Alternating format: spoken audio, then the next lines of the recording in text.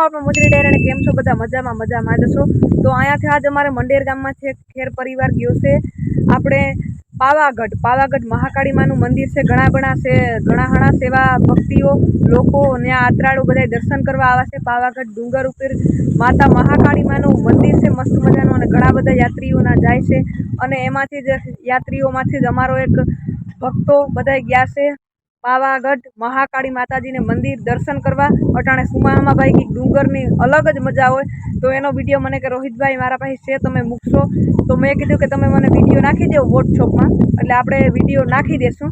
તો મસ્ત મજાનો એક એવું મંદિર છે અને કંઈ ઘટેનો અત્યારે છે ને ગધવા પોઈસા છે, ગધવામાં ગાત્રાળમાનું મંદિર છે એના દર્શન કરી અને હાલમાં અત્યારે પાવાગઢમાં નીકળ્યા છે। તો આપણે મસ્ત મજાના તેના દર્શન કરીએ અને થોડુંક મા ગાત્રાળ વિશે જાણીએ, જેને ન ખબર એને ધન્યવાદ, ખૂબ ખૂબ આભાર। અમારે ખૂબ ખૂબ આભાર માનવો જોઈએ, કારણ કે તમે ત્યાંથી વિડીયો ઉતારી અને અમને આપ્યું અને અમારા ઓડિયન્સ તમારા થકી બધાય જોવે છે મા ગધવાવાળી ગાત્રાળમાનું મંદિર। તો હાલો આપણે વિડીયોની શરૂઆત કરી દઈએ। ગધવો ડુંગર મેંદરડા તાલુકો જિલ્લો જુનાગઢ દાતાણા ગામમાં આવેલો હતો। તો થોડોક જાણીએ આજે આપણે મા ગાત્રાળમાનો ઇતિહાસ। જો કે મારી ગાત્રાળમાં કુળદેવી પણ છે, તો આજે થોડોક જાણી લઈએ મા ગાત્રાળનો ઇતિહાસ। તો ડુંગરમાં ગોધવા રાક્ષસનો ખૂબ જ ત્રાસ હતો।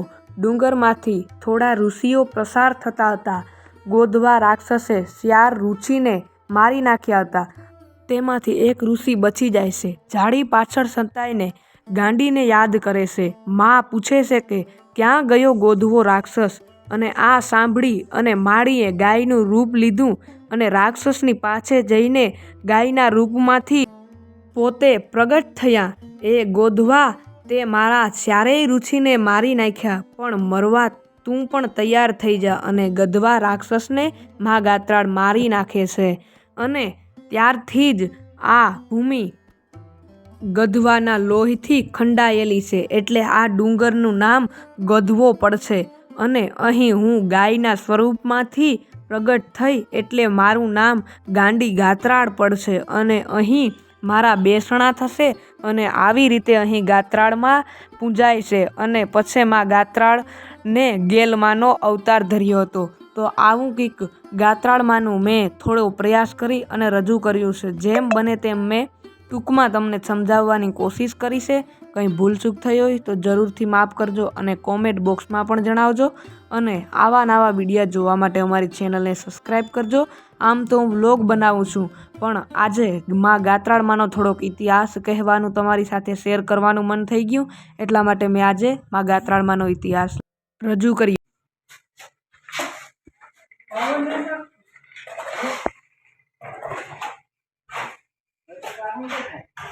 તો અહીંયા અમારે જોરો છોરોથી પિલાસ્ટરનું કામ ચાલી રહ્યું છે।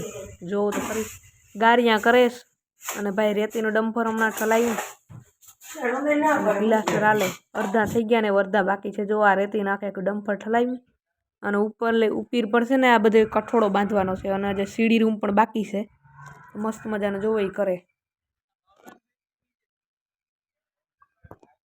અટાણે ખબર પડી કે આજે નાગ પાસે છે કામ। હાલો નાથી જડી લેલા ગારો। અટાણે મને ખબર પડી કે આજે છે નાગ પાસે, તો જલ્દીથી ભાઈ ગારો લેતા આવીએ। ગારો છે ને અમારા ઘેરનો છે અને ભાઈ આના નાગ દેવતા બને કંઈ ના ઘટે એવા। અને આજે કાલે નાગ પાસમ છે, એટલે આજે નાગડા બનાવવાના હોય અને પછી કાલે સવારે મૂકવા જવાના હોય, બધાય મૂકતા હોય ને। તો મસ્ત મજાનો આપણે ગારો ભરી લઈએ અને નાગડા બનાવી લઈએ। નાગડા બનાવવાની પ્રોસેસ તો હું આમાં નહીં મૂકું ભાઈ, કારણ કે 100% બધાને આવડતા જ હોય।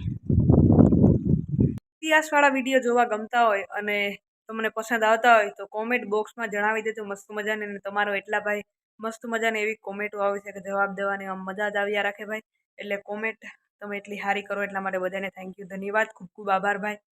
અને ઘણા બધા કહેતા હોય કે ભણવાનું ચાલુ રાખજો, તો તમારી ખૂબ જ 100%ની વાત છે। આપણે ભણવાનું પણ ચાલુ જ છે અને ફ્રી ટાઈમ હોય ત્યારે આપણે આ વિડીયો ઉતારીએ। તમે જોતા હે આપણે રેગ્યુલર વિડીયો મૂકતા ને, ક્યારેક 1 દિનનો ગેપ આવી જાય, ક્યારેક 2 દિનનો ગેપ આવી જાય। આજ પણ આપણે ગેપ જ આવવાનું હતો, પણ આપણે વિડીયો મોકલાવ્યો અને એના માટે ખૂબ ખૂબ ધન્યવાદ પહેલાં તો ભાઈ।